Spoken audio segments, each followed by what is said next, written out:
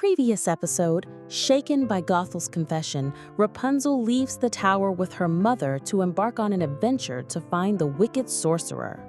As they journey through the forbidden forest, they encounter the forest's dark magic and strange creatures. They eventually reach a mysterious cave where the sorcerer's source of power is located. In the depths of the cave, they find an old chest with strange symbols on it, and at that very moment, the wicked sorcerer appears before them. The second part ends with this tense moment as Rapunzel and Gothel prepare to face their enemy. The wicked sorcerer's cold and mocking voice echoed off the cave walls. "Gothel, I never would have guessed you'd bring this girl all the way here. How foolish!" Rapunzel stepped in front of Gothel, taking a protective stance.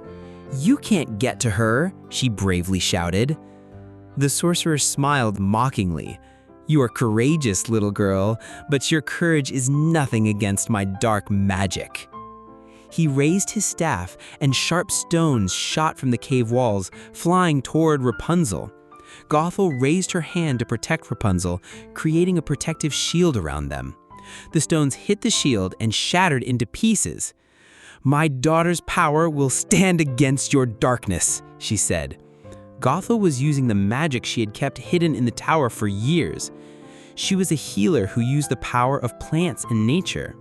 Green energy spread from her palms, causing the plant roots around the cave to move. The roots advanced toward the sorcerer like snakes. The sorcerer shouted in anger and struck his staff on the ground. The cave began to shake. "I lied to you, Gothel. This girl's hair is my true source of power, not that chest." Rapunzel looked at her hair in astonishment.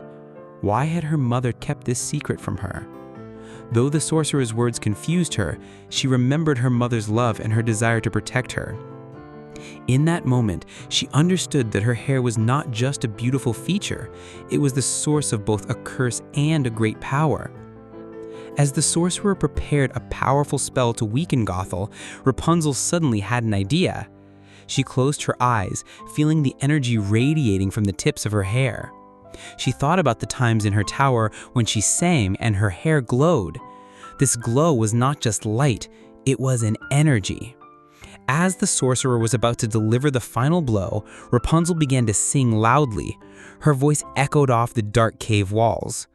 Her song was so powerful and bright that her hair began to shine with a golden light. This light strengthened Gothel's shield even more and repelled the sorcerer's spell. The sorcerer, his eyes dazzled by the brilliant light, recoiled. As she continued to sing, Rapunzel learned to control the power of her hair. She swung her hair toward the sorcerer, and the golden light wrapped around his dark staff.